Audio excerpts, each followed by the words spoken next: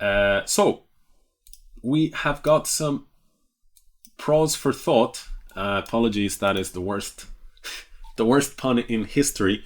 But yeah, we're up against Mr. Prause. We can see he's got that sweet lag flag thing, that symbol of a poor connection, which means we always have chances to try and flag him in disgraceful fashion down the line. I'm going to try the Botvinnik-Carls Defense, c5. I actually did 4 Chessfactor. I recorded, there are some Caro-Kann videos for me on the Chessfactor YouTube channel, so you guys can check that out if you want. I didn't recommend the c5 line. I focused more on the bishop f5 line. They're both really very good lines. But okay, today I'm in this particular game. I'll play the c5 line. It's a little bit more sharp, a little bit more dynamic than bishop f5. Bishop f5 is a little bit more maneuvering. In my opinion, every sort of self-respecting Caro-Kann player should have at least a little bit of knowledge on both. But if you're interested in the Caro-Kann, I would recommend.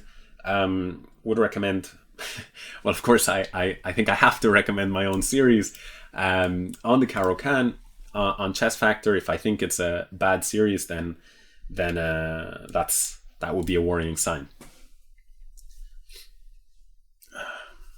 So here, these ideas, black, gives up a pawn in many of these lines. Right now, I'm actually threatening to recover my pawn with this little triangular sort of maneuver with the knight.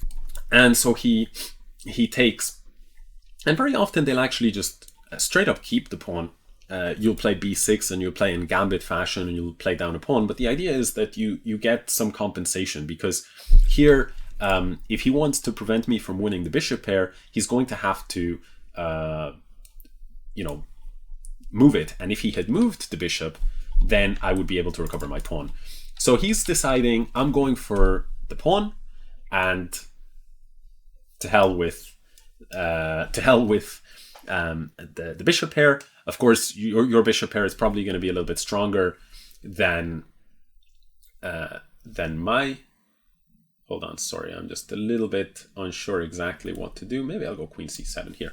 So he says, your bishop pair, but this actually may have been a mistake with some knight g5 ideas were available. I'll go bishop e7 and prevent this. For now, you have to be patient very often in these kind of positions.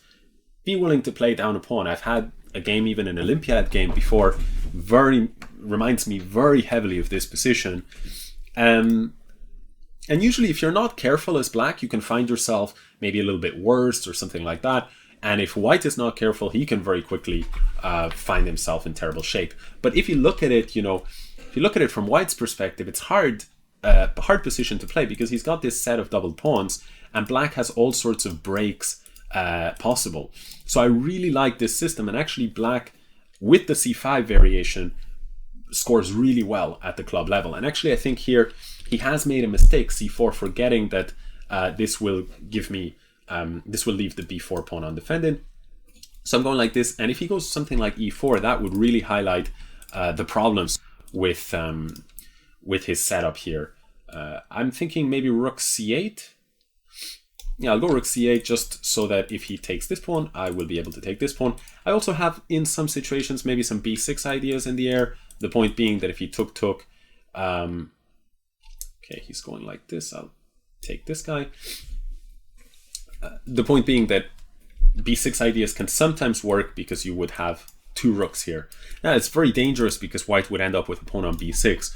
But it's good to keep these little tactical possibilities in your mind, just in case some things of the position they change, and if they change down the line, suddenly maybe what was before not such an attractive option, suddenly it becomes attractive. Like right now, for example, maybe b6 is a good move, because now if I take and I take twice, the king is kind of limited for options. But I'm still not super tempted by that move, because I'd rather play b3, which defends, overprotects my bishop, which is useful, and also it deals against this possibility, and also in some situations this is really going to be a problem for him.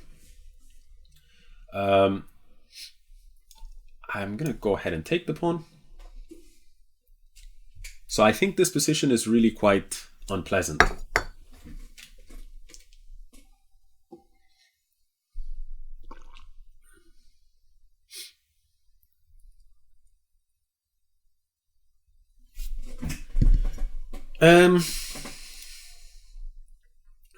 What to do here? So right now, if we just, the dust has settled a little bit and we're up 2 pawns, we have the bishop pair, pieces are great. You know, it's a dream position. Now we're in that stage where we just have to make sure we don't relax too soon. You know, I think that's a huge mistake that I keep seeing time and time again. You know, just like for me, that's something where we have to do some work and like. Okay, hold on a second. So, sorry, I have to address this move. I think his idea is if bishop takes, he play rook takes here, rook takes rook, and then he'll be able to capture this piece. So it's logical, but I'm not sure what happens if I just if I take, and take. Yeah, so I missed this. It's funny, right? I mean, I'm talking about the importance of not relaxing too soon, and suddenly I drop a pawn because of relaxing too soon. So, guys, I hope you appreciate the sacrifice that that goes into these streams, right? Just to make the examples as vivid, stick in your mind as possible. I myself make the mistakes for the sake of illustration. Yeah. So now what to do? I have this idea of bishop f8. It's kind of an attractive move, but I think he's going to get the piece back anyway. If bishop here, the point is he will take here. Yeah, I think I have to. So very smart move by him. I think I have to just take. And the good news for me is that if I don't continue to stay completely relaxed, the position should still be, maybe now it's not so crystal clear as a win or anything like this, but it should be still very, very attractive position. Because he has a worse structure. Importantly, this pawn on that light square is the pawn on the light square. It's really giving him some potential problems. If he goes to move like rook c7, I would sort of not be surprised. But my intention is to go rook d8, and if he takes, then the knight is hanging. And if he moves his knight, then I'm going to go bishop c6. I'm going to defend. I'm going to attack that weakness. So what I was saying a second ago is that weakness on e4 is something that immediately when we got into this endgame, I was saying, well, it's really nice that it is a weak pawn. It is on the same color square as my bishop. So it's going to be harder for him to defend it. And now actually he gives me this option to take here if I want. But I'm going to go rook d5. I'm not going to take. If he takes here, then I can take, and then I'll take this guy. And I'll be 4 versus 2. And, well, 4 versus 2 should be good enough. The only thing is, again, I am sort of spending quite a lot of time discussing the positions, and so that's leaving me with not so much time on the clock. And my opponents are not, they weren't born yesterday, as we say, so they're trying to capitalize on this. And actually here I did something really quite silly. What I did was that after rook e8, somehow I cannot avoid this breaking up of the structure. He doesn't go for it. I think he should have, to be honest, taken and broken up my structure. I think that would make trying to convert a lot more difficult. But to be honest, converting this is going to be a heavy challenge all the same in 14 seconds. So I'll just focus and to an extent I'll be a bit more quiet in my commentary. So I'll go g5. I'll go king here. He might give a check. I'm not sure. Okay, he does not. I'll go here. I'll go maybe here. Go here. I'll prepare for rook e6 to try and... I just want to bring my king up a little bit further. I'll go g4. Go rook e4.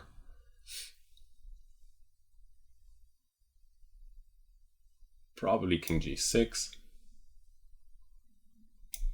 f7. I'm actually not certain what I should be doing. Check, let's say.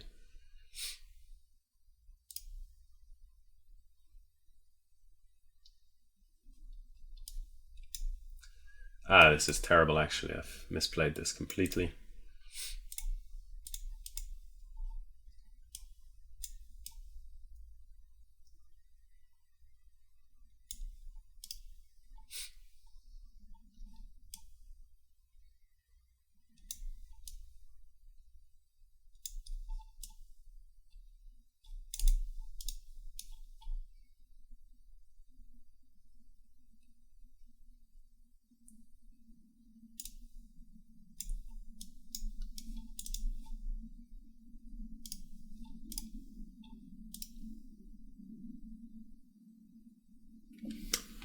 So very strange that my opponent didn't try to, you know, just sacrifice his rook or give a few checks. I think there were good chances because I was down to 2 seconds. But